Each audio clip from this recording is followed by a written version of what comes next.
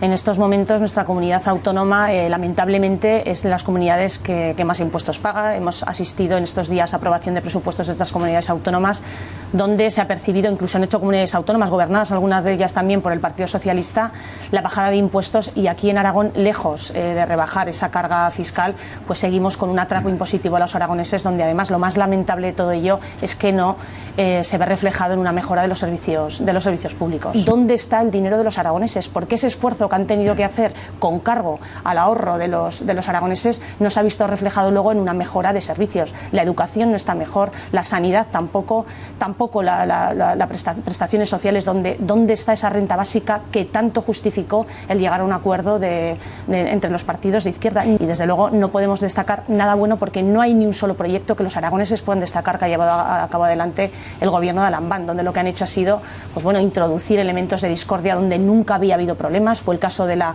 educación. Objetivamente hay un crecimiento económico, una mejora, una creación de empleo a nivel nacional, y este gobierno no actúa por impulso propio, sino por la propia inercia del gobierno de la nación, al que se dedica además de buscar enemigos continuamente en Madrid. Nosotros pensamos en los aragoneses, pensamos en las personas, creemos en su capacidad para llevar adelante sus proyectos, y lo primero que vamos a pedir es que el dinero de los aragoneses esté en su bolsillo. De hecho, por eso no apoyamos el techo de gasto, por eso no hemos apoyado estos presupuestos, y lo primero que va a ser es una bajada de impuestos y además también dotaciones para garantizar las infraestructuras, sobre todo en servicios públicos básicos como han sido la sanidad y la educación. Yo confío en los españoles, en este caso también, si hablamos de las elecciones autonómicas, en los aragoneses, y como digo, saben elegir. Al final lo que se busca es esa seguridad, esa confianza, y prosperar, una comunidad que prospere y que aspire no estar por debajo de la media nacional, sino que aspire a ser una comunidad líder